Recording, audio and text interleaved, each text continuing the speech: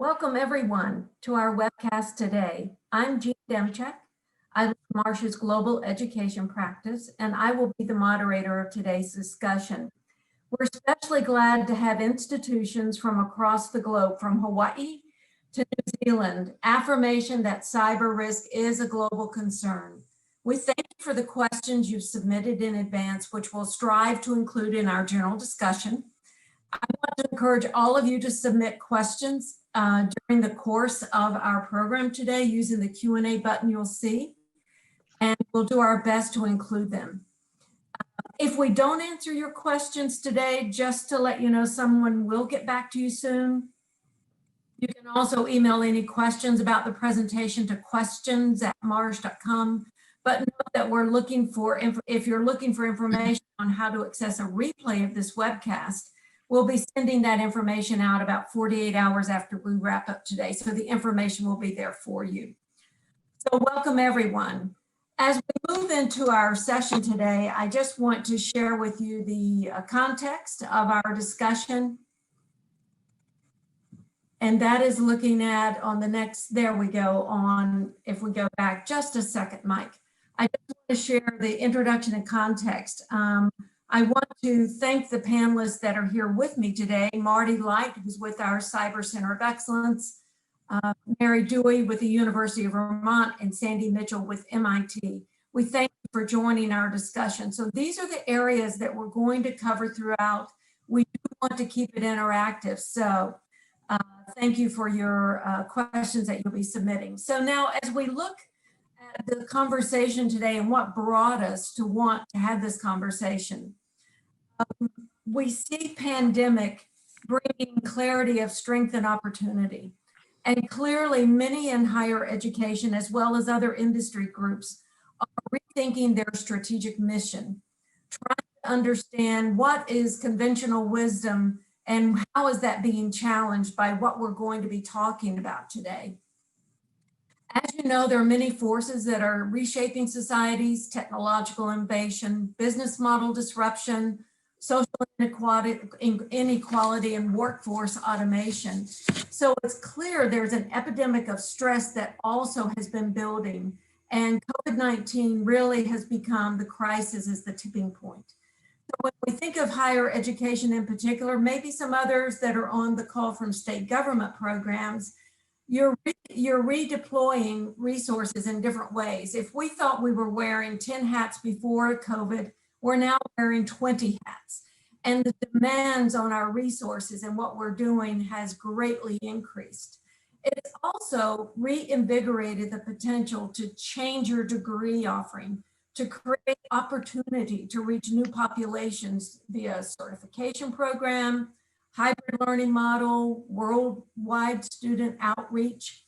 And we think about also the financial crisis that almost every country is facing right now, an economic downturn, if you will, as a result of the pandemic and the impact on our society. We watch adult learners now on the move, seeking education in ways that they hadn't before. First generation learners that are also looking for opportunity to learn, but yet do it from a remote environment. All of that is coupled with, how do you determine the value of education? That's the crux of the decision we see many institutions being made. So if we look at that as a backstop, now let's look at how digitization of higher education has created not only a disruption, but also an opportunity for higher education. As you have seen and experienced real time, the pandemic has forced schools and other entities to move quickly to a remote learning environment, remote workforce, and looking differently at delivery models, looking at affordability initiatives that have been launched in recent months to be able to shore up the revenue lost, and find creative ways to support your students, faculty, and staff. When we think of these new opportunities to embrace technology, it has really shifted delivery of core mission, meeting that teaching obligation. Business continuity of operation now relies on and has created internal demands on IT infrastructure, not necessarily a path that I believe higher education in particular felt they would be facing a year ago. Bricks and mortars were what we know and how we have established our own business continuity of operations around that model. Now, when we look at these increased demands on IT infrastructure, it's also exacerbated the need to bridge the digital divide for both staff, faculty, and students. If I may, one of the reference points in the World Economic Forum Global Risk Report that many of you have heard presented about, they talk there about the consequences of digital fragmentation. They mentioned that 50% of the world's population is now online, with 1 million people going online for the first time early this year. 2/3 of the global population own a mobile device. It's just mind-blowing, a massive change that's been accelerated by the pandemic. When we think about many of the respondents in that survey, they talked about information infrastructure breakdown as the 6th most impactful risk.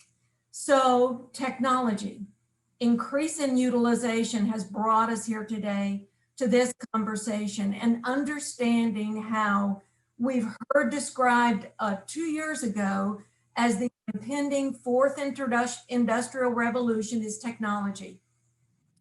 Disrupting many industries that we've seen. Retail has seen the impact.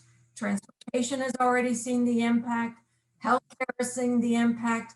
Higher education, a little slow to move to accepting this disruption, but now we are looking at it fully on in every challenge that we're facing. So Marty, he's going to begin our discussion around the cyber threat landscape associated with these many issues. Thanks, Jean, and I look forward to today's discussion.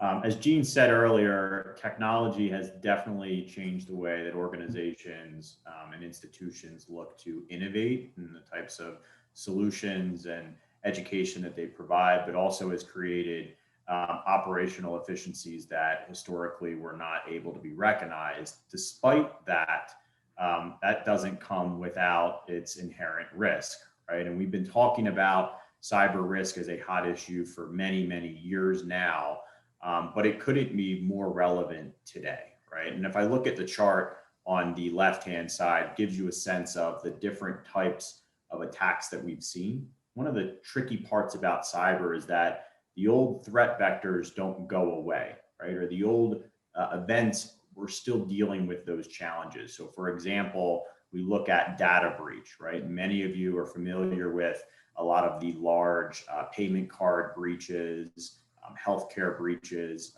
breaches of social security numbers that had really taken place back as far as 2013. I'll call it that 2013 to 2016 window.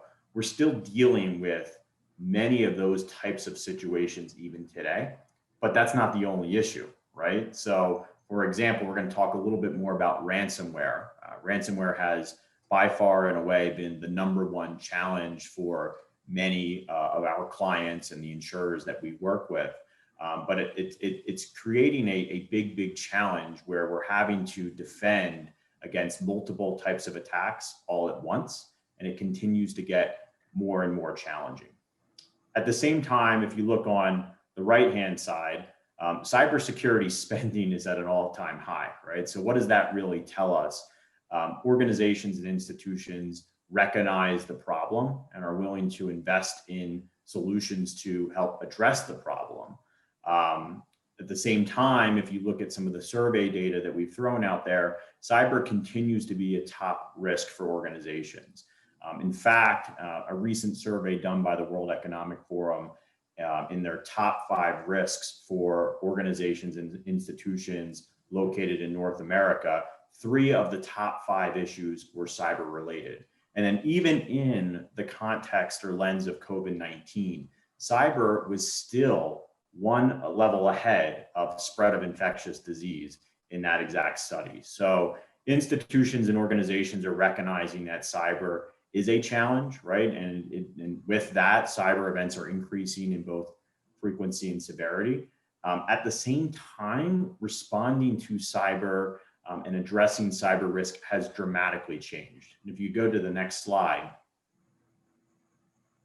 you'll see that cyber confidence has declined. And before I get into the data on the slide, I'll give you maybe an anecdotal example or circumstance here. As somebody who's been talking to our clients for many years now on cyber insurance, when we would engage the information security community to have a conversation about insurance, a lot of times historically, it was a very difficult conversation. Many folks in the information security community didn't necessarily want to wave the white flag around cyber risk. They wanted to identify solutions to essentially eliminate the problem. But what we're seeing today is a dramatic shift in the way that different stakeholders in an organization or institution are thinking about cyber. In today's world, for example, I'm working with chief information security officers who are coming to us at Marsh, and they're saying, look, we don't have all the answers. We need help, right? We want to leverage expertise in the insurance community, talk to our insurance carrier partners, learn about the claims that they're seeing, and bring that perspective back to the institution so that we can be better prepared for cyber events going forward. We want to leverage the, I'm sorry, was there a question?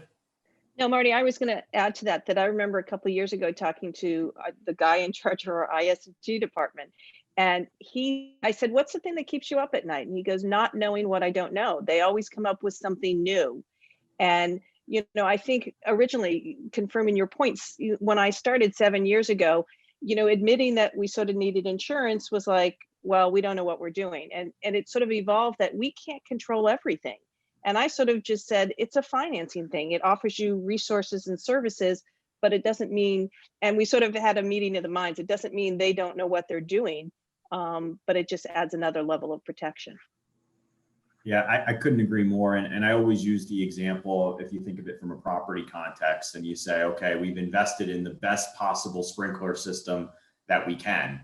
That doesn't necessarily mean that you don't insure the building, right? And it's the same Right. way when you think of it from a cyber context as well. And it's really interesting, like I said, so, more and more chief information security officers coming to us wanting to talk about vendor relationships, right? So one of the things that we're spending more and more time in is how do you get the right experts in the room to make sure that you can navigate through a situation? And I'm not a big fan for puns, but this one, I always stress it, is it's not the fact that you've had an event, it's how you've managed the event is really, what it comes down to at the end of the day. And making sure that the right folks are at the table could never be more important.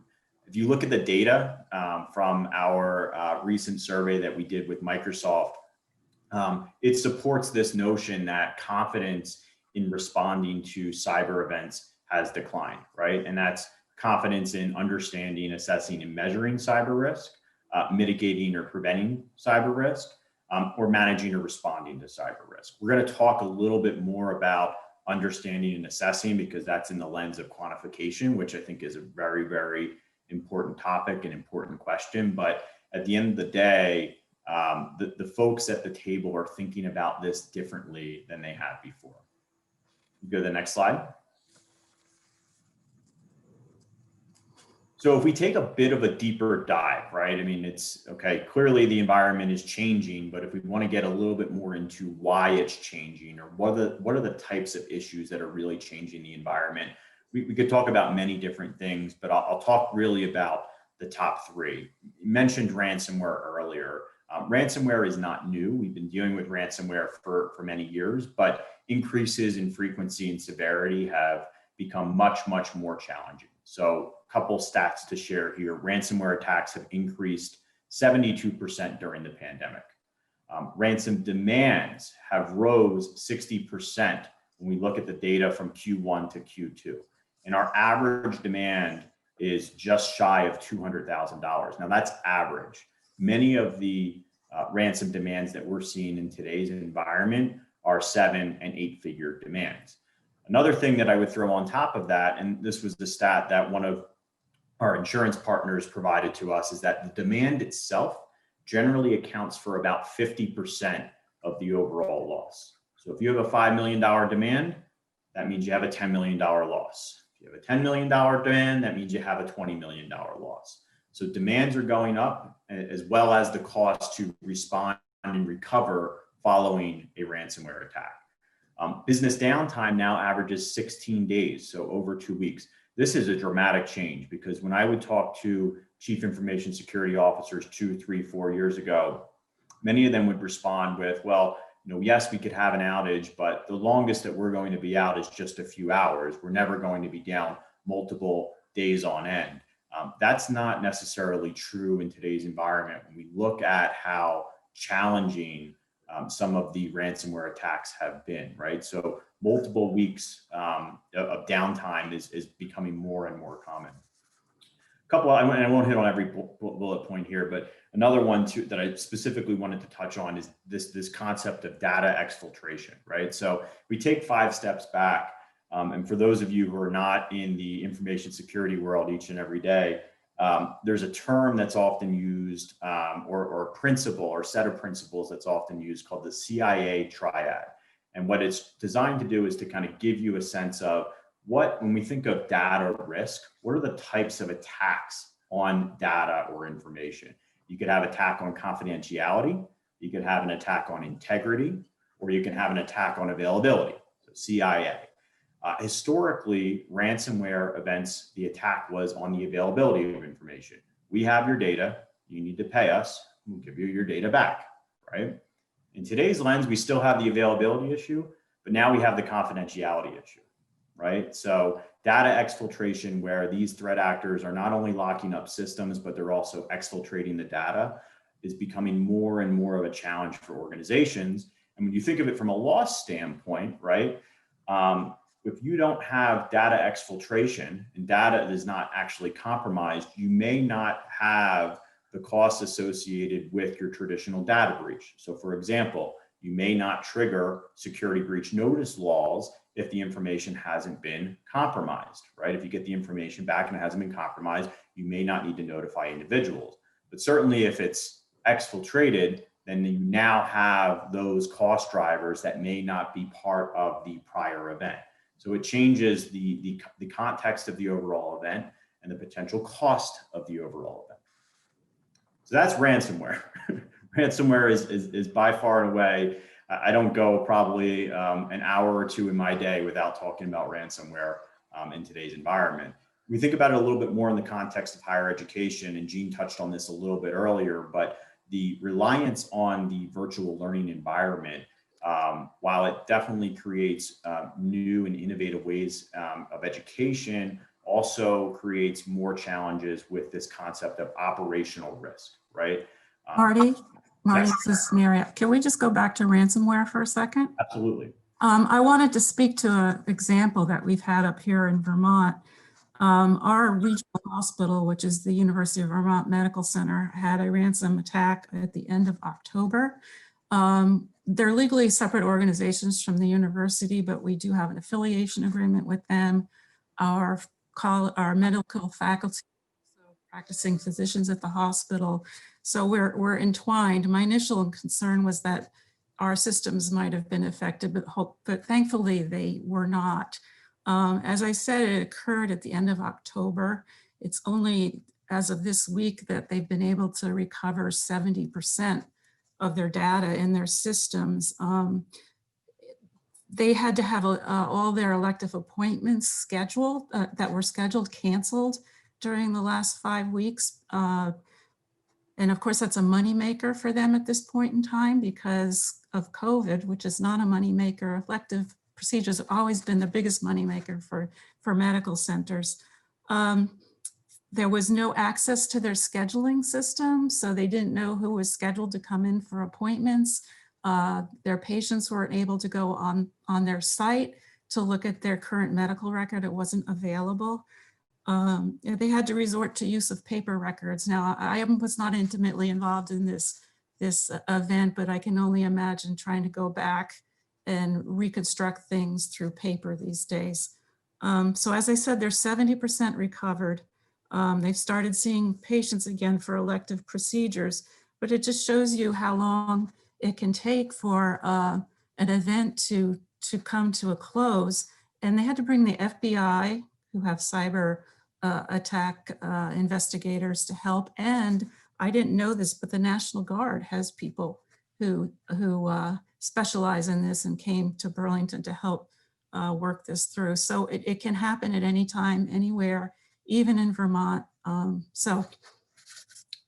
Well, and Mary, I find that so interesting because, you know, as we were preparing for this, we talked about, you know, 5 years ago, we all were looking at cyber as breach of third-party data. And it's really evolved that, not to minimize that, but the cost of that and the reporting is probably less than what the hospital has lost just in that sort of ransomware. So it's really interesting, the evolution of it. Well, and that's a perfect example. And Sandy, I think that hits on the slide that we talked about earlier, where we're still dealing with the challenges of loss of consumer information. Those types of situations are still happening, but they're not the only situations that are happening. And arguably, they might not be the most catastrophic situations that could happen depending on your institution and how you operate. And that gets back to the point that I was trying to make earlier about the virtual learning environment, is that it continues to heighten the focus on operational risk, right? 16.2 days of downtime may not mean as much in the pre-COVID-19 world, but it certainly means a lot today. And it's very, very important to keep that in mind when we think of how the cyber risk profile has changed for higher education. The third point here, and this has been something that we've been talking about for years, but we're starting to see more and more situations involving research information or targeted attacks on research information. You think of the type of ransomware we're seeing, it's not always consumer PII that is locked down in a ransomware scenario. They may have compromised research information or be targeting research information. And that creates challenges because it's very difficult to quantify, right? I think as a community, we've done a pretty decent job in quantifying exposure around consumer information, but it's very difficult to understand what a demand may look like when research information is involved, or to understand what the intrinsic value of research information may be going forward. So it creates more and more concern around the cyber problem. And then on top of that, and I won't dive into all these other issues, we have an evolving regulatory environment. Many of you are familiar with new and evolving privacy law out of the EU with GDPR, what we've seen in California with CCPA, and more states are coming on board with their own privacy statutes that create more and more responsibility for organizations and institutions. We have silent cyber, so talking more about how cyber creates physical losses in addition to just financial losses. Contractual risk, this is a big one, and I know we talked about this in some of our prep work for this session, but understanding what liability an institution is taking on in contracts, understanding the insurance requirements, because everybody's asking for cyber insurance, but they're all asking for different types of coverage, and it's what you might see in one contract can be dramatically different than what you see in another contract. So consistency there can be a big challenge. And then on top of all of that, we're in a more challenging or firming insurance market that creates more hurdles to deal with when talking about this challenge. So we go to the next slide and trying to— Can I just speak? Oh, go ahead, Mary. Sandy, go ahead. Go ahead, Mary. I was just going to mention expound on the contractual risk issue. We've worked very closely with our purchasing department, developing a standard RFP and including in those RFPs what required insurance is for most of our vendors. And there are not necessarily required because they aren't, it's specific to what the vendor is doing. But one of those electives, so to speak, is cyber coverage.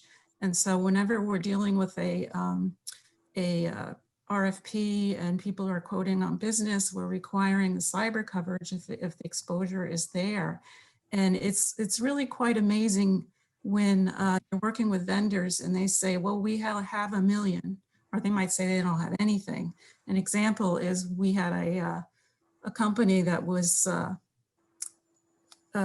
using their system to track our graduate student applications, and they only had $1 million in cyber And there's personal identifiable information on that database. When we asked them to increase their limits to, I think it was 5 million, they refused and would only offer 2 million, and they said UVM had to pay the difference.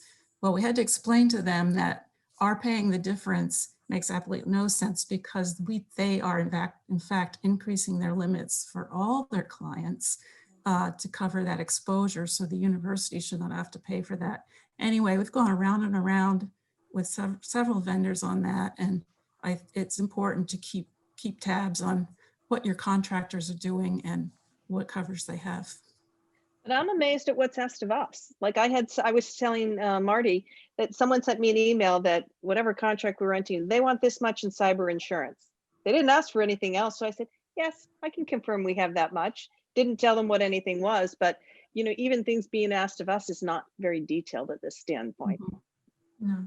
And the other challenge there too is what, you know, with the cyber insurance policy, it's one of the few insurance policies that's a hybrid in that it provides both third and first party coverage. So just simply stating the coverages you have, you don't want to necessarily set any false expectations or agreements that your policy is going to indemnify them for first party costs.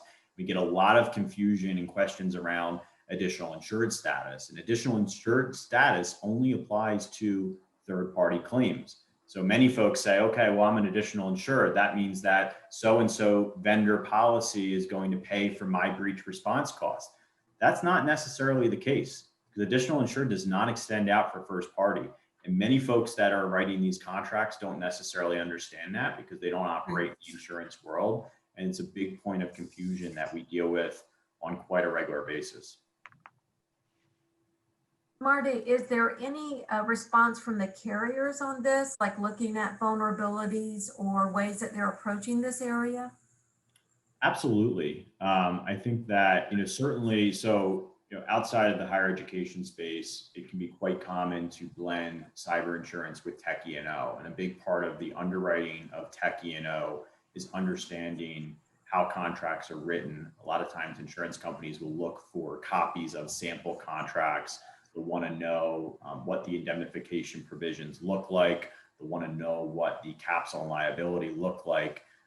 But because of that, we do get those questions in the context of cyber as well. And obviously from an underwriter standpoint, what do they want to see? They want to see consistency. They want to see a process. They don't want to see inconsistency. They don't want to see unlimited liability. But that can be really, really challenging when there's a critical service or a critical product that you need to operate, and there's only a few vendors in town that can provide it. That can be a big, big challenge. And for many institutions and many organizations, they have to look at the business risk associated with it, unfortunately, because not everybody's going to have the leverage to get what they want contractually. So, and Rebecca, I'm looking at your comment in the chat box. You know, I've been asked this several times about carrying tech E&O in addition to cyber when we're doing contracts. And most of the time when I get down to it and I said, well, you know, what are we doing in this contract? What is the service that we're providing? And I realized we really don't have an exposure. And sort of when we walk them through it, and it takes time, and show them what we do have, the protection that we already have usually covers what they're concerned with. Someday, you know, we may have more exposure to this, but for us, I know some other peer institutions of mine do carry this because they have a different profile and they're doing and providing different services. But I think people just ask for it. You know, it's one of those things that's put it on the checklist, not necessarily understanding that what we're doing for them really doesn't fall under that. Exactly, Sandy. And I think the question I always ask around tech E&O is, are you, and this is going to sound simple, but it always comes back to this, is are you providing a product or service to a customer under a commercial contract, right? And if you can't clearly answer that question, then the need for tech E&O may or may not be there, right? So I think it's a perfect example of tech E&O is oftentimes thrown into these requirements just simply because, but that doesn't mean that it should necessarily be there when looking at the type of contract and the relationship that you may have with that vendor or customer. So if we go to the next slide, how do we simplify all of this, right? A lot of hot topics, a lot of things to think about, right? But when we think of everything that we talked about today, and what does that ultimately mean? It means that the risk profile is different for higher education, right? The way that we think of cyber risk today in the post-COVID-19 world should be and needs to be different than the way that we thought about it prior to 2020. And we truly are at an inflection point because, and Sandy alluded to this earlier, historically, last handful of years, it's been all about the consumer information exposure. And while that's certainly still there, that's not going to be the black swan event for many institutions today. We need to look at the variety of different attacks and threat actors that could potentially impact an institution from a technology standpoint going forward.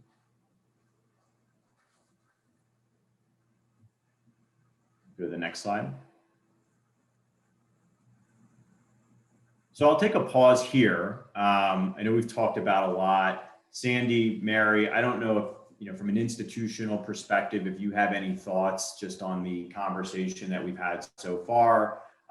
Maybe a couple questions around, what are you hearing internally about these related issues and what your perspective may be on it.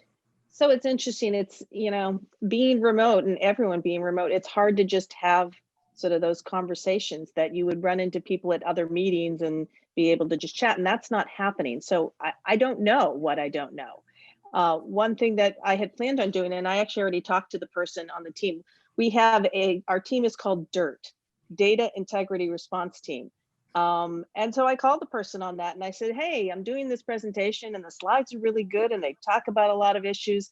Can we, when do you guys meet next? And, I'd like to sort of maybe put this on the agenda and walk through to make sure that we're keeping an eye on things. And she's like, that's great. We meet, at least every month. And so she's going to put me on the next agenda. And so I think we have to be more proactive because, we're just not doing and running in and hearing all the same things that we heard when we were on campus.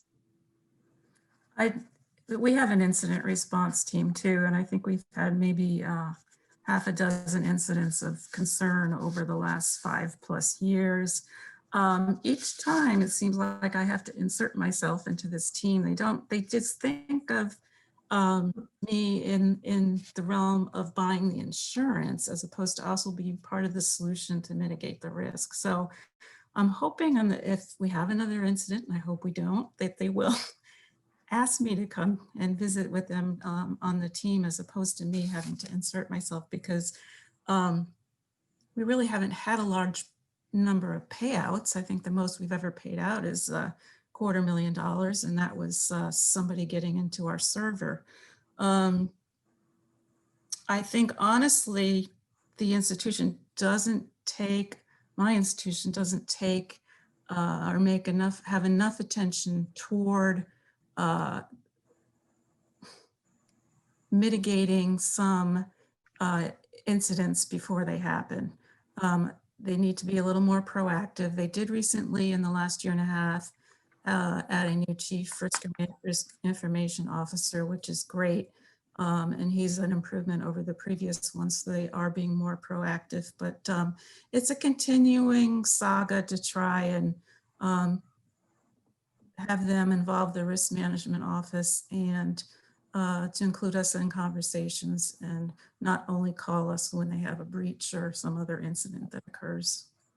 I'm going to try and get myself added to the team, Mary, just because, particularly now where I'm remote, it doesn't take much to sort of jump on a call with people and you hear things. And like I said, sometimes you hear something and you're like, oh yeah, what about this?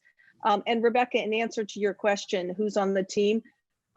We are separate sort of from the enterprise side. So our enterprise risk people are part of that team. We have an attorney that specializes in the cyber and sort of breach world. He's on the team. Our security person from our IS&T, that's what our technology department's called, is on the team. And those are the three main people. I'm not sure if there's anyone else, maybe the auditor, but I'm not positive if he's a standing member. So that's who compromises ours, and probably me in the next month or two. Yes. Marty, can I just ask a question? Mary raised a good point about, well, both Mary and Sandy, about having a seat at the table, taking a more comprehensive approach to all of this, these concerns. Are carriers also taking more proactive steps in mitigating these events? I think you mentioned once about vulnerability scanning is now part of sort of the norm. Could you talk a little bit about that? Or Yeah, absolutely. And more insurers are investing in this notion that if we can get out in front of this, it helps all of us, right? It improves their financial situation. If they're insured to better risk, and it makes all of our lives a lot easier. One of the things that many different insurance companies are doing today is proactive vulnerability scanning. So they're looking to see if there's different areas where the network could or potentially could be compromised, or different things that could potentially lead to a ransomware event. And what they're doing is they're proactively reaching out to brokers and insurers and say, hey, look, we've seen this and we want to have a conversation about it, right? So they're proactively doing it. One of the stats, I was talking to one of our insurers who was looking into whether or not they wanted to move forward with this type of program earlier in the year. And they said, I don't know if it was through the first quarter or the first half, but they looked at 9 different incidents that they had identified, that if they would have proactively reached out to their insureds in those 9 different incidents, they would have saved upwards of $30 million, right? That's just 9 incidents alone, and that's just one insurance company, right? So many insurers are looking at this as a critical tool that they need to utilize going forward to help improve risk profiles for many of their clients. I think the other thing I would just say on some of the discussion earlier around seat at the table, having risk and insurance more involved in the conversation around responding to events. I think that what I would say is that the good news is we have solutions, right? So, if you're talking to your folks in information security, it's asking simple questions like, what vendors are you using, right? If we had an incident, what vendors are you going to use? What does that relationship look like? Have you thought about the vendor that you would use here? Have you thought about the vendor you would use there, right? Have you talked to them? Have you walked through an event? Have you done a tabletop exercise? The other thing I would say is, what was I trying? I just lost my train of thought. I had one more thing that I wanted to bring to the table there, and I just totally lost it. Well, while you think about it, Marty, I'll confirm that I had an 11/1 cyber renewal with Marty, and the carrier, got on the phone with us, and I had to get our security person, and they had run a scan on a specific, it was like one server out of all the servers MIT has that they were focused on. And so our security person sort of was able to respond and saying, the person is away because of COVID, but we've shut down that server and it won't go back online until we've addressed and made sure the protections are there. And, I'm not the most technological savvy person here. And so it's great when I have these conversations with people that know what they're talking about.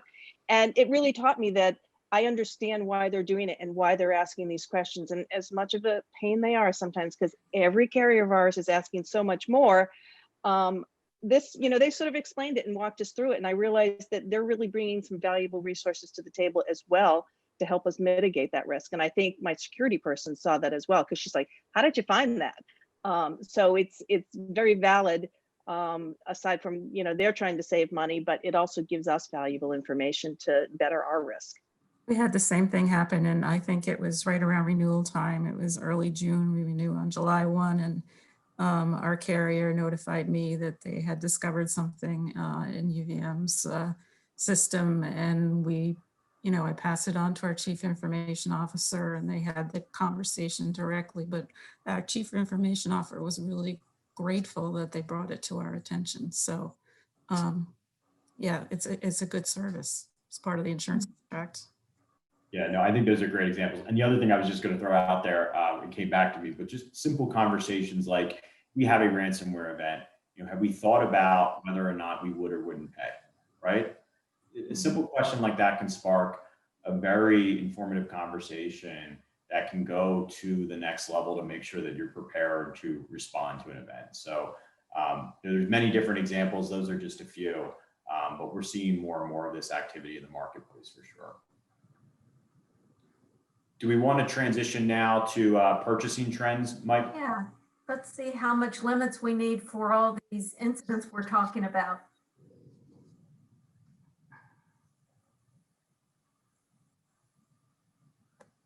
Great. So this slide here is an all industry view of what our take up rates are at Marsh for cyber insurance. So what does this mean? Out of all of our Marsh clients, how many of them are currently purchasing cyber insurance? And I don't think this would surprise anybody, but these numbers have been going up year over year. Right now, we're currently at 42%. If we go to the next slide and we take a little bit more of a deeper dive on that, how does that break out by industry?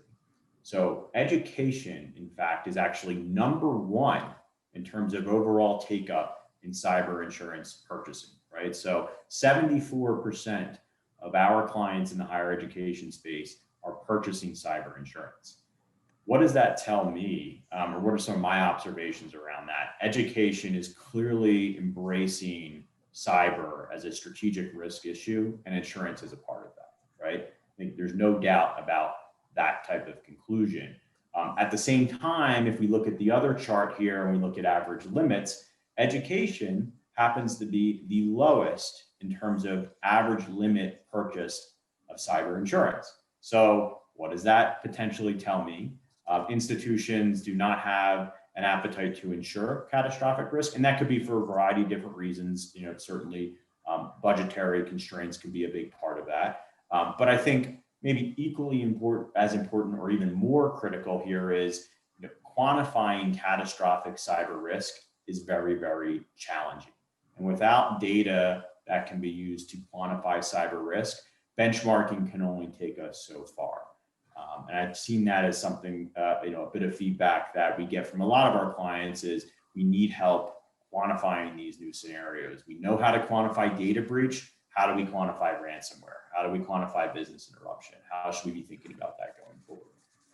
I don't know if anybody else on the panel here has any other thoughts or observations about the data. Yeah, I thought it was interesting, you know, even sort of the limits purchased for education. It's, you know, MIT was late to the table starting to purchase it. I mean, I've been there 7.5 years and my first question was, where's the cyber? And we didn't purchase it for quite some time. And, you know, back when I started, I think 50% of our peers were buying something. And over time that continued to increase, as Marty is showing here. And, you know, we got to a point where most of our peers were, and we still weren't.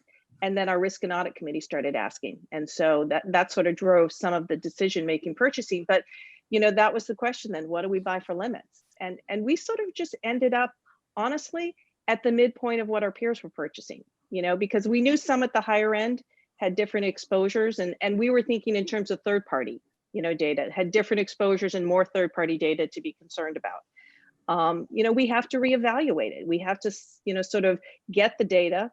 Is this enough sort of given the changing landscape? But then that's compounded, and everyone I think on this call will agree with me, there's so many other pressures on our budget between liability and property coverage that we all know what's happening there, that it may be difficult sort of to get budget numbers, you know, for this. So the cyber may, because we haven't seen the losses personally on our account, so it may take longer to sort of get that to the point of where we want it, I think. Mary, I don't know about if you have any differences. I have to say, unfortunately, because of the hospital situation up here, that I think I probably could get the limits even higher at the next renewal. But we started at 2 million back in 2013. Before that, it was a very stringent underwriting process. Marty, you could probably speak to that. And it was a kind of a blockade in trying to, you know, even move forward. But we purchased 2 million back then. It's 2-3 years ago, we increased it to 10 million. I just made the recommendation to our administration that we needed to have higher limits, and they trusted me and thought it was a good recommendation. So that's what we did.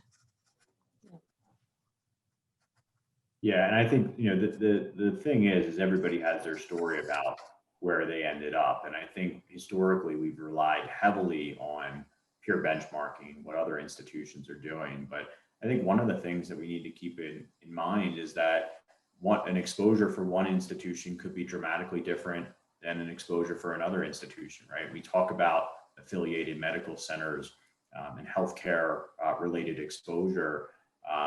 that obviously comes with its own unique sets of challenges, right? And thinking about whether or not you should have a blended program in place with an affiliated medical center. Is it better to have split programs? These are all discussions that should be had when factoring in the overall conversation about how much cyber insurance and how much limit we should be purchasing. So could I ask, Mary and Sandy, was it a board level decision to be able to encourage purchase of the coverage, and will it become part of a broader group, working group, to determine how your utilization of cyber has changed and align that with the vulnerabilities? I don't think so. I mean, I think because, for us, I knew it was a matter of time before we got to purchasing it. And we were sort of already walking down the way. We had already started to sort of look to see who we would use and everything else.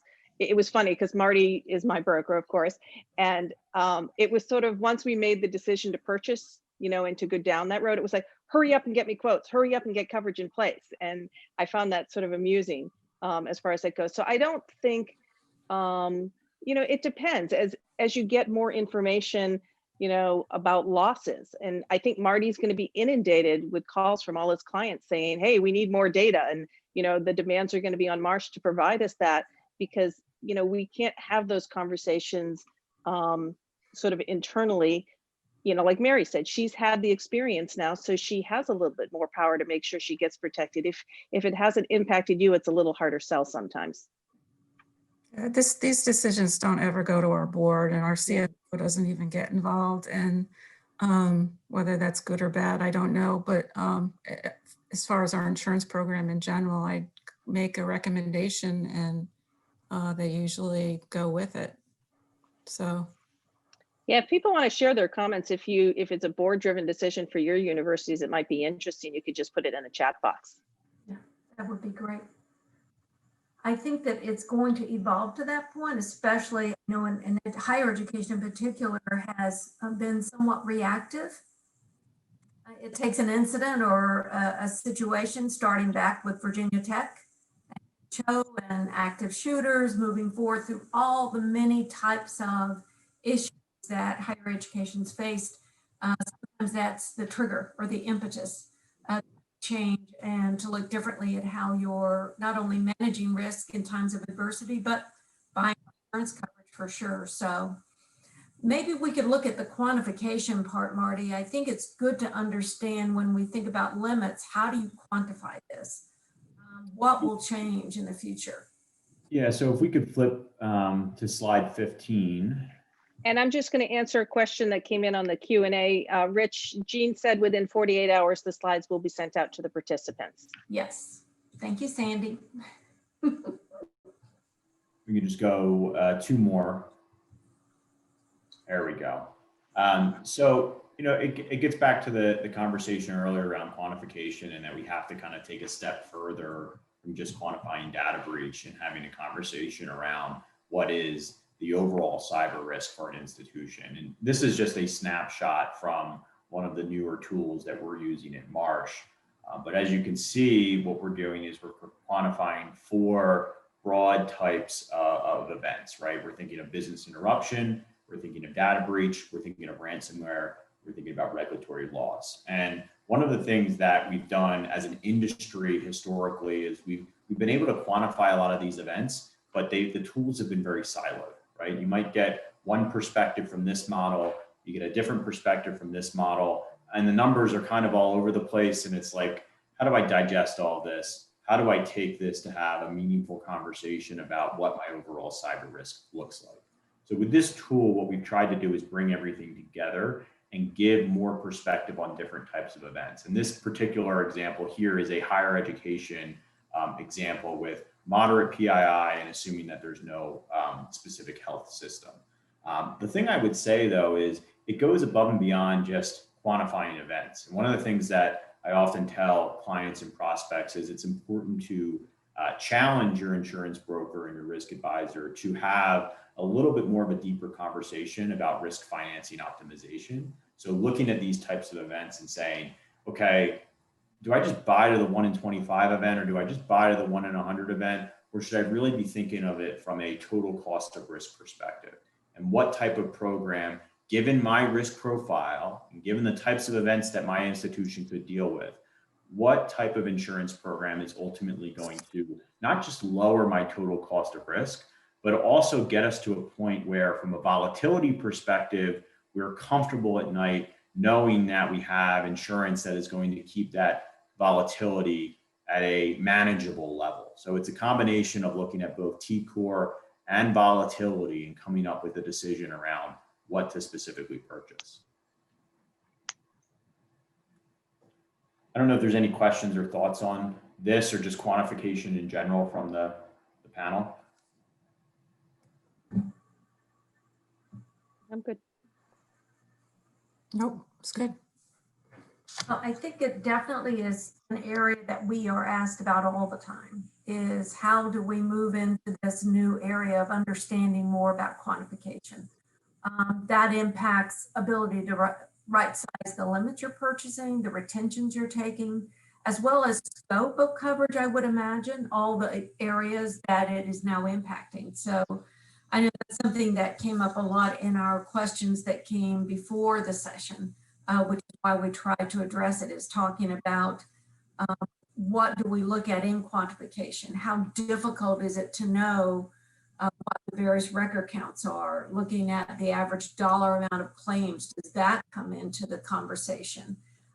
Looking at examples of cyber coverage in certain sections, how do you laser that out or add it back in? So I think the silver bullet here, Marty, there's no, as we talked about, we're in a black swan that has no silver bullet.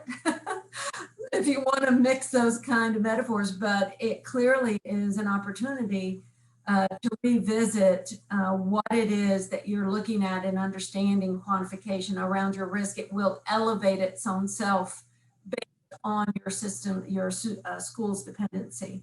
Well, and Gene, if I could just throw another comment in on this, is if you just look at the environment today compared to where we were in 2014, 15, many of the events that we're dealing with, especially around ransomware, are not necessarily publicly disclosed, right? So when you think of, when you have consumer information that's been exposed because of data breach notice law, organizations and institutions are required to disclose that publicly.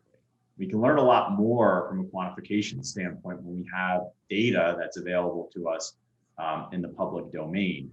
When we think of ransomware, though, you're not necessarily obligated to disclose that. So many of these attacks go on, and we don't necessarily hear about them unless you're in the space each and every day. And I think that's also created many, many challenges from a quantification standpoint as well.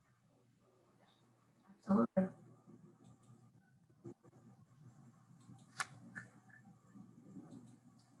If there's no questions about this, why don't we move into more, I believe, in taking action.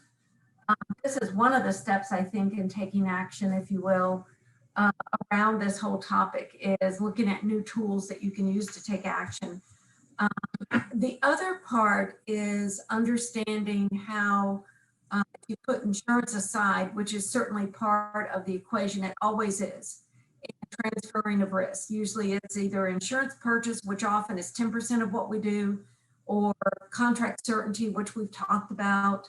The second part is mitigation and prevention in ways that we can look differently at that. So there's things that you've talked about, Marty, as well here, in strengthening our critical controls around the backups, review of incident response plans, and restoration from backups, evaluating external partners, and beefing up employee training. Those are really critical when we think about security posture for any institution. So I wonder if there's an observation around this, Mary and Sandy, when you think about your ability to actually be invited to that table as well, the prevention measures and looking differently at evaluation and training your employees, et cetera. Any thoughts about those that you're looking toward maybe in the next few months as you're, coping with the current environment? I know our VP of Environmental Technology Services has He's been very proactive, and with respect to this current incident at the hospital, he sent out a specific message. I fortunately put a slide about this, but it was a reminder to campus: do not share your password. Ensure you have the latest software updates. Do not click on links embedded in emails that appear suspicious, and report suspicious emails to abuse@uvm.edu. So this was in response to this particular incident, but I know he's going to continue this. And that's one way of educating our campus. A lot of people in our offices or anywhere on our campus don't think about this on a regular basis. Yeah. And it's critical. Yeah, I mean, I'm always amazed when I hear that someone clicked on something and, I got 2 today. I didn't recognize them, and so I just, deleted them and everything else. And it's interesting that, I switched and I'm reporting through the finance department as of 10 months ago. And I get more spam and fake email as a member of VPF than I have in the previous 6.5 years beforehand. So I think they're targeting certain areas that have the financial data and trying to get in that way as well. But and trading's hard. I mean, we have 12,000 employees, and you got people coming and going all the time, and particularly with people remote, I think it's even harder. But I think Mary's right. It's one of the key things. And having a good staff. I think being this whole COVID issue and being remote and the dependence on the technology. I mean, I chatted with my IS&T guy. We were both in line to get a COVID test or get our flu shots. And I said, hey, how's it going and everything? And he goes, well, we always thought we were important. Now everyone else realizes how important we really are. And, so there's some good parts of that. But I think that more people are realizing how important having those systems stay up, what the vulnerabilities are to them, and continuing to work on that. So I think COVID has brought even more attention to it, which is, I'll look at that as a plus side of all of this. Absolutely, for sure. I believe we've come to the end of our hour in discussions, and I hope that you found this helpful to learn more about what are the issues facing higher education and other entities when it comes to cyber, the changing landscape, learning about what are the key issues around ransomware, limits that are being considered, how to quantify those, and the various layers that go along with that discussion for sure. Marty, Mary, Sandy, I thank you for your contributions today.